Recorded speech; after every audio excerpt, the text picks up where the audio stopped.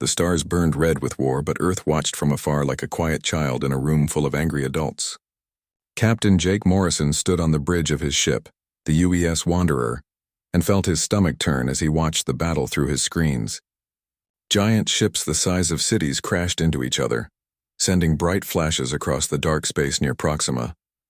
The Draknari ships looked like metal dragons breathing fire. Their dark hulls covered in spikes shot red beams that cut through enemy vessels like hot knives through butter. On the other side, the Zephyrian ships sparkled like crystal cathedrals, their clear walls glowing blue as they fired back with weapons that turned solid metal into dust. "Captain, we're getting signals from both fleets," said his communications officer, Lieutenant Amy Rodriguez. Her voice stayed steady, but Jake could see her hands shake slightly as she worked her controls. "The Draknari are telling us to leave or pick a side. The Zephyrians want to know if we need escort back to safe space." Jake nodded and kept watching the battle. A Draknari cruiser exploded in a ball of orange fire, taking 3,000 lives with it. A moment later, a Zephyrian destroyer broke apart like glass, its crystal hull shattering into a million pieces that caught the light from nearby stars. "Send the same message to both sides," Jake said. "We are a neutral Earth vessel providing humanitarian aid only. We claim no territory and threaten no one." This was the third hegemonic war, and it had been going on for 2 years now. The Draknari Empire and the Zephyrian Collective had been fighting over trade routes, planets, and old grudges that went back centuries. Dozens of smaller species got caught in the middle, their worlds burned and their people forced to run for their lives. Earth had stayed out of it all. President Lisa Hayes had made that choice clear from the beginning. When both sides came to Earth asking for help, she told them the same thing. "We will not choose sides in your war, but we will help those who suffer because of it." The decision wasn't popular with everyone. Admiral Ben Carter, who ran Earth's Defense Council, had argued for months that staying neutral was dangerous. "Sooner or later," he said in council meetings, "they'll force us to pick a side. We should choose while we still have the luxury of choice." But President Hayes held firm. She believed Earth's greatest strength was being the one place in the galaxy where different species could meet without fear. "We'll build bridges," she said, "not burn them." Jake had seen the result of that policy firsthand. Over the past 6 months, he had helped rescue over 50,000 refugees from destroyed space stations and bombed planets. His ship carried medical supplies, food, and temporary shelter pods to anyone who needed them, regardless of which side they had been on in the war. The battle near Proxima ended with both fleets retreating to lick their wounds. Jake ordered his ship to move toward the debris field where escape pods drifted like seeds in a metal garden. Each pod might hold survivors who needed help. "Life signs in Pod Cluster 7, called out Dr. Kate Miller from her medical station. "Looks like a mix of species, some Draknari, some Zephyrian, maybe others." "Bring them all aboard," Jake said. "Same rules as always. Medical care first, questions later." As the rescue operation began, Jake thought about the meeting he'd attended on Earth last month. Ambassador Carl Johnson had briefed all the humanitarian ship captains on the current situation. The war was getting worse, not better. Both sides were running out of resources and getting more desperate. "The galaxy sees us as the only neutral ground left," Johnson had said. "We're getting requests from both sides to host peace talks. The problem is, neither side trusts the other enough to actually show up." Lieutenant Rodriguez broke into Jake's thoughts. "Captain, we're getting a priority message from Earth Command." The holographic image of Admiral Carter appeared on the main screen. His gray hair looked more gray than usual, and his eyes held a tiredness that came from too many sleepless nights. "Jake," the Admiral said, "I need you to set course for the Haven Station construction site. We've got a situation developing there." Haven Station was Earth's biggest project, a massive neutral facility being built in the space between Draknari and Zephyrian territory. Commander Steve Walsh was in charge of the construction, and it was supposed to be a place where refugees from all species could find safety. "What kind of situation?" Jake asked. "The Draknari are claiming we're building the station too close to their space. They're saying it looks like a military base, not a refugee center. Admiral Vextar himself is threatening to attack the construction crews if we don't move the project." Jake felt a chill run down his spine. Admiral Vextar was known for keeping his promises, especially the violent ones. "Do we move the station?" Jake asked. "President Hayes says no. The location was agreed upon by all parties 6 months ago." If we give in to threats now, it shows everyone that Earth's word means nothing. Admiral Carter leaned forward in his chair. But Jake, this could be the beginning of the end for our neutrality. If they attack Haven Station, we'll have to defend it. The connection ended, leaving Jake alone with his thoughts as his ship jumped to faster-than-light speed toward Haven Station. Through the medical bay windows, he could see the refugees they'd just rescued. Draknari soldiers sharing water with Zephyrian civilians, their war forgotten in the face of survival. Maybe that was what Earth offered the galaxy, Jake thought. A place where old hatreds could be set aside, where healing mattered more than fighting. But as he watched the stars streak past his ship, he wondered how long such a place could survive in a galaxy determined to tear itself apart. In his quarters later that night, Jake recorded his daily log entry. "The war grows worse each day," he said to the recording device. "Both sides grow more desperate, more willing to attack anything they see as a threat. We help who we can, save who we can, but sometimes it feels like trying to stop a flood with our bare hands." He paused and looked out at the stars. "Still, we have to try. Someone has to stand for mercy in this galaxy. Someone has to prove that different species can work together instead of destroying each other.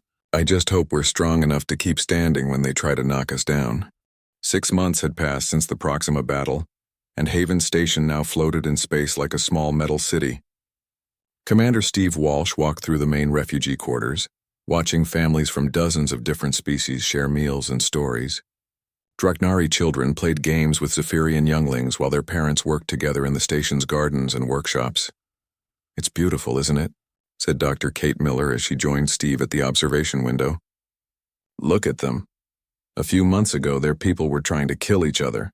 Now they're teaching each other songs." Steve smiled but kept his worry hidden. "Beautiful, yes, but fragile." Haven Station held over 200,000 refugees now, making it one of the largest neutral facilities in the galaxy. That also made it one of the biggest targets. "Any word from the Draknari delegation?" Steve asked. Kate's face grew serious. "Admiral Vextar's representatives left this morning. They weren't happy. They're still claiming we're too close to their territory, still saying the station could be used as a military base against them." Steve knew the real problem wasn't location, it was fear. The Draknari Empire was losing the war. 3 major star systems had fallen to the Zephyrians in the past month. When people are losing, they start seeing enemies everywhere, even in those trying to help. His communication device buzzed with an urgent message. It was from Captain Jake Morrison, whose ship had just arrived with another load of refugees from the Kepler system. "Steve, we need to talk. Found something strange in the medical scans of the new arrivals. Kate needs to see this too." 20 minutes later, they met in the station's main medical lab. Jake looked tired. The rescue missions were getting more dangerous as the war expanded into new areas. But his eyes held something else now: confusion and worry. "Show them what you found." "Ryan," Jake said to his chief medical officer, Dr. Ryan Scott. Ryan activated a holographic display showing cellular scans. "These refugees are sick, but not from weapons or injuries. It's some kind of manufactured plague, designed to attack the immune systems of both Draknari and Zephyrian species." Kate leaned forward to study the data. Her background in xenobiology made her one of the few humans who understood alien diseases. "This isn't natural," she said after a few minutes. "Someone engineered this to target specific genetic markers. But who would create a weapon that hurts both sides in the war?" "That's what we need to figure out," Ryan said. "Because it's spreading fast. We've seen cases on 12 different worlds in the past month. Both sides think the other created it as a biological weapon." Steve felt a chill run through him. A plague that attacked both warring species would make them even more paranoid and desperate. "Have you told Earth Command about this?" "Admiral Carter is reviewing our data now," Jake said. "But Steve, there's something else. I've been comparing the plague structure with our databases of known extinct species. I'm getting partial matches with something called the Architects." The name meant nothing to Steve, but he saw Kate's face go pale. "The Architects went extinct over 1 million years ago," she said slowly. "They were supposed to be incredibly advanced. They could build entire star systems and control evolution on a galactic scale. But all the archaeological evidence shows they vanished completely." "What if they didn't vanish?" Ryan asked. "What if they just went to sleep, waiting for the right moment to come back?" Before anyone could answer, alarms began sounding throughout Haven Station. Steve's security chief, Lieutenant Commander Amy Rodriguez, appeared on the communication screen. Commander, we have multiple Draknari warships approaching. Admiral Vextar is demanding immediate evacuation of the station. He's giving us 6 hours to remove all personnel and refugees. Steve rushed to the command center with the others following. Through the main view screen, he could see the Draknari battle fleet, 20 warships arranged in attack formation around Haven Station. Their weapons were powered but not yet aimed. Open a channel, Steve ordered. Admiral Vextar's reptilian face appeared on screen, his yellow eyes blazing with anger. Commander Walsh, your neutral station has become a threat to Imperial security. Our intelligence shows Earth is using Haven Station to coordinate military aid to our enemies. Admiral, that's not true, Steve said calmly. You're welcome to send inspectors to verify that we have no military capabilities here. We're only providing humanitarian aid. Your humanitarian aid includes medical treatment that helps Zephyrian soldiers recover faster. Vextar hissed. You give them supplies, information, and safe harbor. This is not neutrality. This is choosing sides. Kate stepped forward. Admiral, we may have something that can help both sides. We've discovered a plague that's affecting your people and the Zephyrians. We're working on a cure that we'll share freely with everyone. Vextar's expression didn't change. More human lies. You create a disease, then offer to cure it in exchange for our gratitude. We know your tricks. Steve felt his patience running thin but kept his voice level. Admiral, you know our record. We've saved Draknari lives, Zephyrian lives, and dozens of other species. We've never taken sides in this war. Then why? Vextar said, leaning closer to his screen. Do our enemies grow stronger while we grow weaker? Why do the systems we attack always seem prepared for us? Why does every neutral world we approach suddenly have Earth ships nearby? The accusation stung because Steve knew how it looked from the outside. Earth ships were everywhere in the war zone, but they were there to help refugees and provide medical aid, not to spy or fight. 6 hours, Commander, Vextar said. After that, we will remove the threat ourselves. The communication ended, leaving the command center in tense silence. Options? Steve asked his staff. We could evacuate to the backup facility in the Centauri system, Amy suggested. It would take several trips, but we could save most of the refugees. The backup facility only holds 50,000 people, Steve pointed out. We'd have to leave over 100,000 behind. What about calling for Earth Defense Force protection? Asked another officer. Steve shook his head. The moment we bring military ships here, we prove Vextar right. Haven Station stops being neutral ground and becomes a fortress. Jake had been quiet during the discussion, but now he spoke up. What if we don't evacuate? What if we stay and show them what Earth neutrality really means? You mean let them attack a station full of refugees? Amy asked. I mean show them that Earth won't abandon those who need help no matter what threats are made against us, Jake said. Sometimes the only way to prove you're truly neutral is to be willing to die for that neutrality. Steve looked around the command center at his people, humans who had volunteered to serve in the most dangerous job in the galaxy, helping others while war raged around them. Then he looked out at the refugee quarters where families slept peacefully, trusting that someone would protect them. Send a message to Admiral Carter, Steve said finally. Tell him Haven Station is staying put. If Admiral Vextar wants to attack a humanitarian facility, let him explain that to the galaxy. Kate moved closer to Steve. We'll keep working on the plague cure. If we can prove that both sides are being attacked by a third party, maybe we can stop this madness before it destroys everything. As night cycle began on Haven Station, Steve walked through the quiet corridors one more time. In 6 hours, everything might change. But for now, children slept safely in their beds and hope still lived in the space between the stars. The 6-hour deadline came and went. Admiral Vextar did not attack Haven Station, but neither did he leave. His fleet remained in position, weapons ready, creating a tense standoff that made everyone nervous. Commander Steve Walsh had barely slept in 3 days, constantly monitoring both the Draknari ships and the work being done in the medical labs. Dr. Kate Miller had made progress on the plague cure, but what she found disturbed her more than the disease itself. The biological weapon was too perfect, too precisely designed to target both warring species while leaving others untouched. No one in the current galaxy had that kind of genetic knowledge. The plague markers match architect genetic databases, she told Steve during their morning briefing. But that should be impossible. The architects have been dead for over 1,000,000 years. Maybe they're not as dead as everyone thought, said Dr. Ryan Scott, who had been working around the clock to analyze the plague samples. I've been studying the progression pattern. This isn't just a disease, it's testing the genetic structure of every species it encounters like it's building a database. The implications made Steve's blood run cold. Testing for what? I don't know yet, Kate admitted. But whatever the architects are planning, they're using this war as a distraction while they prepare. Their conversation was interrupted by an urgent call from the communications center. Lieutenant Commander Amy Rodriguez's voice came over the intercom. Commander, we have a priority message from Captain Morrison. He says it's urgent. Steve hurried to the command center where Jake's face appeared on the main screen. Behind him, the bridge of the UES Wanderer looked busy with activity. Steve, we found something, Jake said without preamble. We were investigating reports of strange energy readings in the galactic core region. What we found? He paused and looked directly into the camera. The architects aren't extinct. They've been sleeping and they're waking up.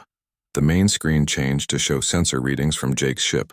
Even Steve, who wasn't a scientist, could see the massive energy signatures coming from what should have been empty space. Those readings are from automated construction facilities, Jake continued. Thousands of them all coming online at the same time. They're building something huge, ships, stations, weapons, platforms. Whatever they have planned, it's big enough to reshape the entire galaxy. Kate's voice came from behind Steve. That explains the plague. They're not trying to kill everyone. They're cataloging genetic information from every species in the galaxy. When the architects return, they'll know exactly how to deal with each race. We need to warn both sides, Steve said. If the Draknari and Zephyrians keep fighting each other while the architects prepare, we'll all be destroyed. Jake nodded grimly. That's the plan. Earth Command is putting together a diplomatic mission to both governments. The problem is getting them to believe us and stop shooting at each other long enough to face the real threat. The irony wasn't lost on Steve. Earth had spent 2 years trying to stay out of the war, only to discover that a much bigger war was coming, one that would involve every living being in the galaxy. Over the next few days, Haven Station became the center of frantic diplomatic activity. Ambassador Carl Johnson arrived with a team of negotiators, while Admiral Ben Carter sent additional ships to provide security. For the first time since the war began, representatives from both the Draknari Empire and the Zephyrian Collective agreed to meet in the same place. The Zephyrian delegation arrived first, led by crystal singer Melandra, one of their most respected leaders. Her crystalline form sparkled with inner light as she reviewed the architect data in Haven Station's main conference room. This information is disturbing, she said, her voice like wind chimes in a gentle breeze. If the architects have indeed returned, then our war becomes meaningless. We must consider alliance. The Draknari delegation was more complex. Admiral Sekmore, a moderate voice in their government, had come to negotiate. But so had Warlord Grexon, leader of the hardline faction that still believed Earth was plotting against them. This is elaborate deception, Grexon declared when shown the same data. His scarred face showed nothing but suspicion as he stared at the human representatives. Humans create false threat to unite galaxy under their leadership. Warlord, with respect, Ambassador Johnson said carefully. Earth has no desire to lead anyone. We simply want to prevent the extinction of all organic life in the galaxy. Convenient timing for this discovery. Grexon sneered. Just when our fleets are winning decisive battles, suddenly ancient enemy appears to threaten everyone. Very convenient for human plans. The problem was clear to Steve as he watched the negotiations. The moderate leaders from both sides, Sekmore and Melandra, were willing to consider cooperation. But the hardliners like Grexon saw conspiracy everywhere, especially from humans who had somehow remained untouched by the war. The breakthrough came when Kate finished her analysis of the plague cure. Not only could she treat the disease, but she had identified its true purpose. The plague isn't meant to kill, she announced to the assembled delegates. It's a genetic scanner. Every person infected becomes a walking database of their species' biological information. The architects are mapping every race in the galaxy, learning their strengths and weaknesses. She activated a holographic display showing genetic data from hundreds of infected individuals. Look at the pattern. The disease adapts to each new species it encounters, recording everything about their biology, psychology, even social structures based on how they respond to illness. Admiral Sekmore studied the display with growing horror. You are saying they know everything about us now? Not everything, Kate replied. But enough. They know how we fight, how we think, how we organize ourselves. When they're ready to return, they'll be prepared for every species they encounter. Warlord Gregson remained unmoved. Even if this is true, why should Draknari trust humans who claim to offer salvation? You stayed safe while we died. Now you want our gratitude for saving us from threat we cannot verify exists. The meeting seemed deadlocked until an alarm sounded throughout Haven Station. Amy Rodriguez's voice came over the intercom. All delegates to the observation deck immediately. We're receiving a transmission from the Galactic Core. The group hurried to Haven Station's main observation deck, where the communication array had been modified to receive long-range signals. What they saw on the main screen made even Gregson fall silent. A massive structure was emerging from what had appeared to be empty space. A construction facility the size of a small moon, its surface covered in geometric patterns that hurt to look at directly. As they watched, smaller ships began launching from docking bays, heading out toward the galactic rim. The transmission that accompanied the image was not in any known language, but the computer systems automatically translated it. Biological survey complete. Galactic harvest will commence upon fleet deployment. All organic civilizations will be processed according to established protocols. The observation deck fell into stunned silence. Even Warlord Gregson seemed shaken by what they had witnessed. How long? Admiral Sekmore asked quietly. Jake, who had been monitoring long-range sensors, answered, based on their construction rate and the speed of those scout ships, maybe 6 months before their main fleet reaches inhabited systems. Ambassador Johnson looked around the room at representatives of species that had been trying to destroy each other for 2 years. We have 6 months to put aside our differences and prepare a defense. The question is, can we do it? Crystal Singer Melandra was the first to respond. The Zephyrian Collective will honor alliance against this threat. Admiral Sekmore nodded slowly. Progressive Draknari worlds will join as well. All eyes turned to Warlord Gregson. His yellow eyes burned with anger. But Steve couldn't tell if the anger was directed at the architects, the other species, or humanity itself. The Draknari Empire will consider all options, Gregson said finally. But we will not be led by humans who think themselves superior to warrior races. It was not the unity they needed, but it was a start. As the delegates dispersed to contact their governments, Steve looked out at the stars and wondered if 6 months would be enough time to save the galaxy. 3 months had passed since the architect revelation, and the galaxy had split into 3 camps: those who joined the alliance, those who remained neutral, and Warlord Gregson's faction, which still refused to believe the threat was real. Captain Rick Hansen adjusted his uniform as his ship, the UES Mercury, approached the Draknari stronghold world of Kethvar. Final approach in 10 minutes, Captain, called his navigator from the bridge. The Mercury was a small diplomatic courier ship, built for speed and communication rather than fighting. Her hull was painted white with large red crosses, the universal symbol for medical and diplomatic immunity that was supposed to protect neutral vessels. Ambassador Ellen Wade sat in her quarters, reviewing her notes one final time. She had volunteered for this mission, knowing it might be the last chance to convince Gregson's faction to join the alliance against the architects. In her briefcase was a personal message from President Lisa Hayes, offering Gregson complete autonomy for his worlds after the crisis ended if he would just help save the galaxy. Ellen, you don't have to do this, Rick had told her before they left Earth. Gregson has been getting more paranoid every week. His own advisors are afraid of him now. But Ellen believed in the mission. Someone has to try, Rick. If we can bring his forces into the alliance, we might actually have a chance against the architects. Without them, we're just prolonging the inevitable. The Mercury carried a crew of 23 people, diplomats, medical personnel, communication specialists, and engineers.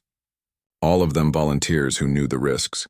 Warlord Gregson had made it clear that he considered any Earth ship a potential spy vessel, but he had agreed to meet with Ellen under diplomatic immunity.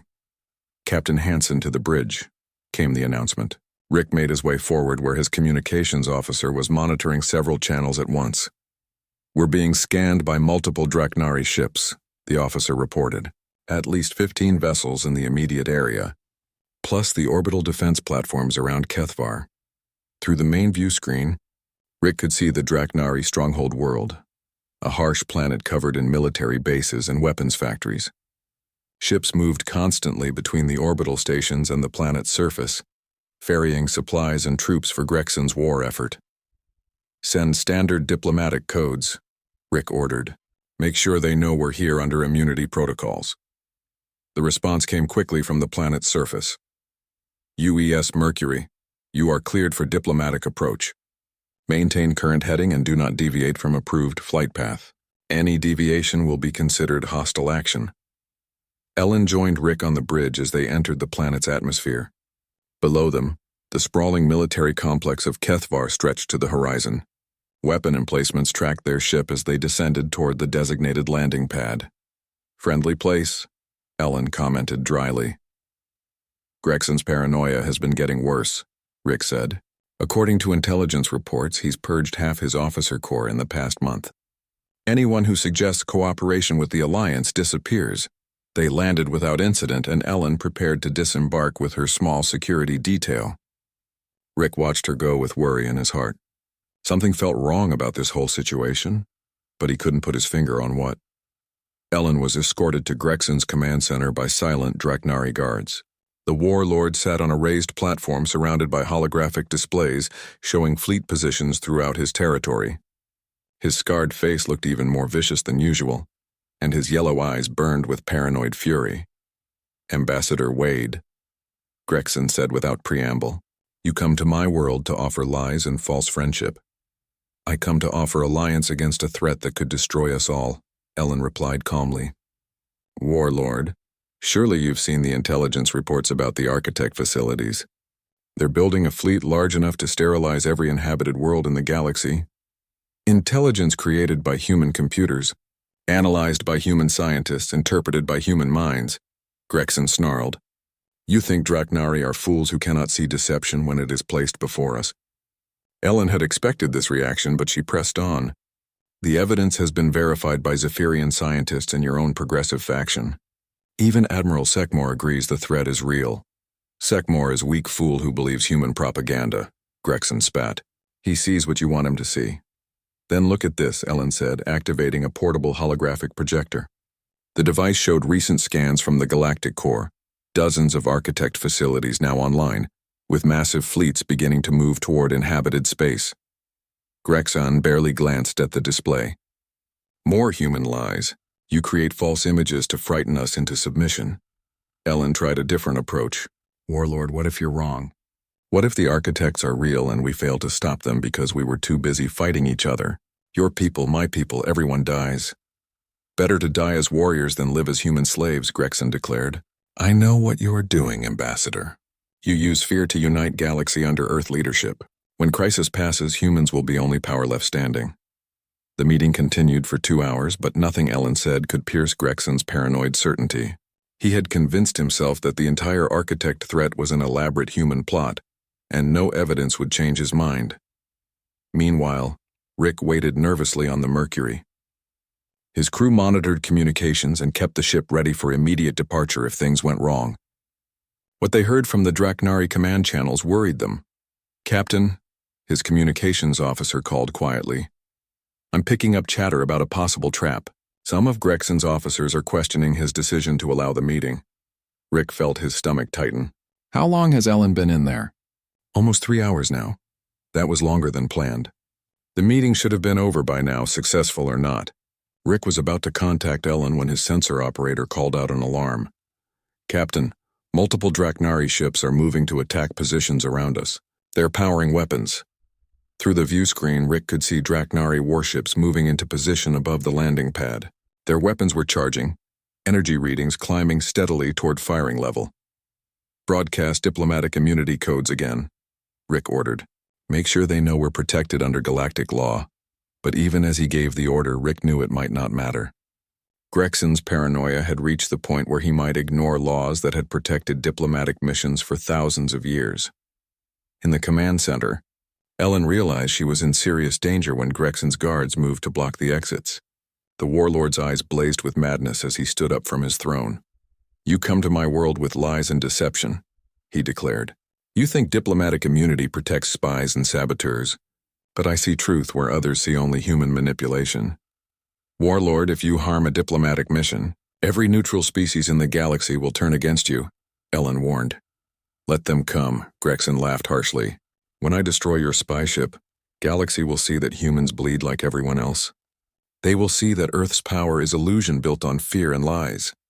Ellen activated her emergency communicator, hoping to warn Rick.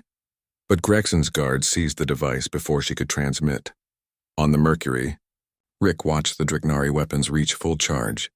His ship had no shields, no weapons, no defenses except the diplomatic immunity that was supposed to protect them. All hands, prepare for emergency departure, he ordered, but knew it was already too late. The Draknari ships were too close, too many, too powerful. On Gregson's flagship, the warlord gave the order that would change everything. Fire. The beams that destroyed the UES Mercury were visible from orbit. The small diplomatic ship vanished in a ball of superheated plasma, taking all 23 souls aboard with it. Captain Rick Hansen, Ambassador Ellen Wade, and their crew died instantly, their mission of peace ending in senseless violence. The destruction was recorded by dozens of sensors and transmitted across the galaxy within hours. The image of a clearly marked diplomatic vessel being destroyed under full immunity protocols shocked every civilized species. Even moderate Draknari worlds expressed horror at Gregson's action, but the damage was done. Warlord Gregson had fired the shot that would force Earth into the war, not as conquerors or peacemakers, but as defenders of the innocent against those who would destroy mercy itself. In the command center of Haven Station, Commander Steve Walsh watched the recordings in stunned silence. The age of human neutrality was over, ended by a madman's paranoia and 23 brave souls who had died trying to save the galaxy. President Lisa Hayes stood before the United Earth Assembly, her face grave as she prepared to address not just humanity, but the entire galaxy. The destruction of the U.S. Mercury had been broadcast on every communication network, and now the universe waited to see how Earth would respond. For 2 years, we sought only to heal the wounded and protect the innocent, she began, her voice carrying across the chamber and to billions of listeners throughout known space. We offered medicine to the sick, shelter to the homeless, and hope to the desperate. Yesterday they chose to fire upon our mercy. The assembly hall fell silent. Everyone knew what was coming next. Warlord Gregson has shown us that some beings mistake compassion for weakness, mistake mercy for cowardice. He has violated every law of civilized conduct by destroying a diplomatic mission operating under full immunity. But more than that, he has shown us that neutrality is not enough when evil walks among the stars. Admiral Ben Carter watched from his command center as President Hayes spoke. For months he had been secretly preparing Earth's military forces for this moment, knowing that eventually their neutrality would be tested beyond its limits. Now that test had come, and humanity would show the galaxy what they were truly capable of. Earth hereby declares that our neutrality is ended. The President continued, "We will not stand by while innocents suffer. We will not watch in silence while diplomats are murdered.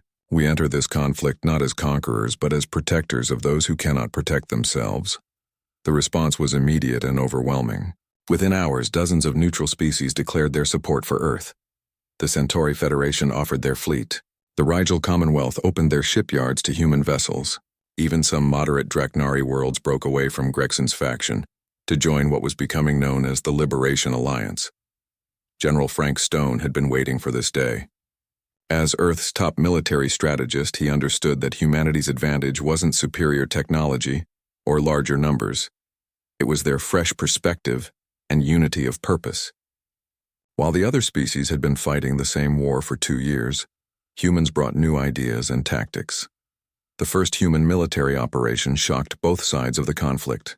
Instead of massive fleet battles, small teams of fast ships led by officers like Commander Steve Walsh and Captain Jake Morrison began targeting specific objectives. They didn't try to destroy enemy fleets. They disabled supply lines, rescued prisoners, and freed occupied worlds. Captain Morrison, now commanding a task force of 12 ships, led the mission to rescue Admiral Seckmore's fleet from a trap set by Gregson's forces.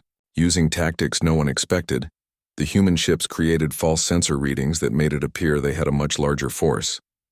While Gregson's ships repositioned to meet the phantom threat, Morrison's real ship slipped past their defenses and evacuated Sekmore's trapped vessels.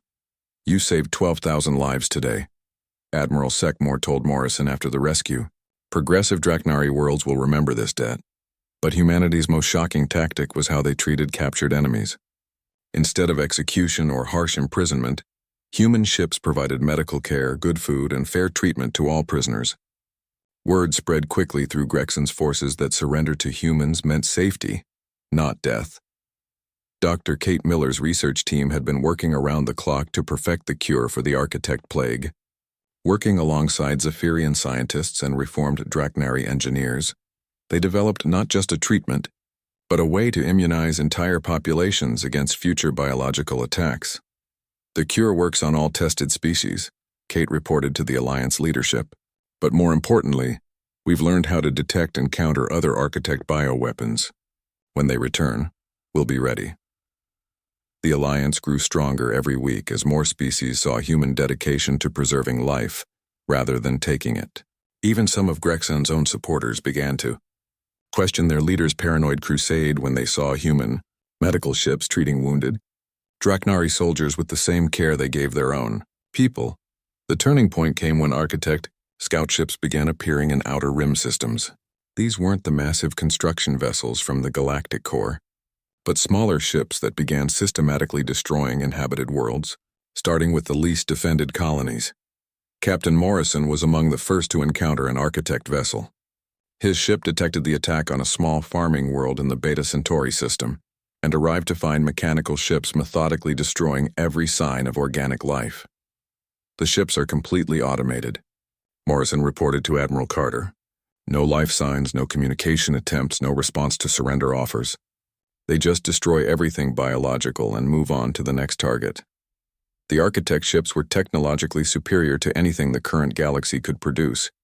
But they had one weakness. They followed predictable patterns.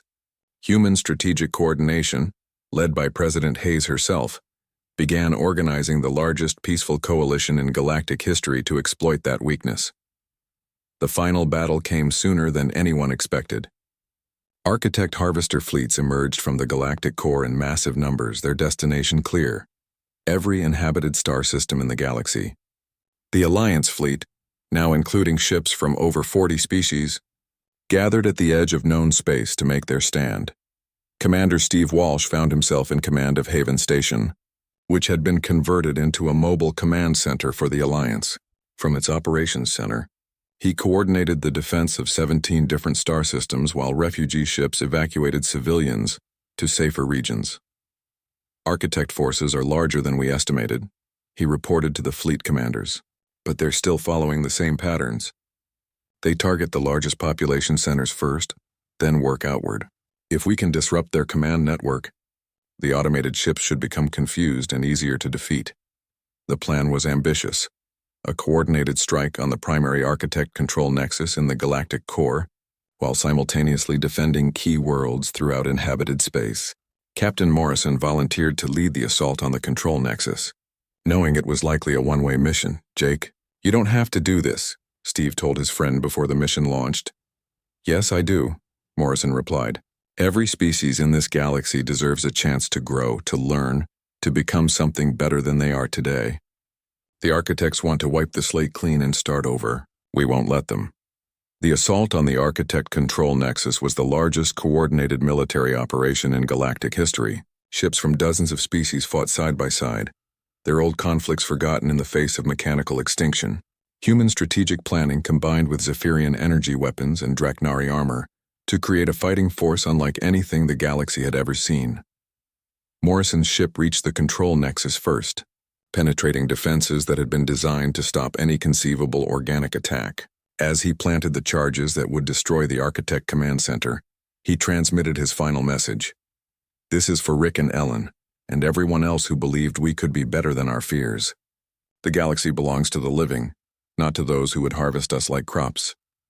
The explosion that destroyed the Architect control nexus was visible from neighboring star systems. Across the galaxy, automated Architect ships suddenly stopped their attacks, their programming disrupted by the loss of central coordination. The Alliance fleet moved quickly to destroy the confused vessels before they could re-establish communication. In the aftermath of victory, the galaxy found itself forever changed. The war between the Draknari and Zephyrians ended officially when both species signed the Haven Accords, establishing Earth as the neutral mediator for future disputes. Warlord Grexon's faction collapsed when his own people realized his paranoia had nearly cost them their existence. President Hayes stood once again before the United Earth Assembly, but this time she spoke to a galaxy at peace. "We did not seek to become leaders," she said.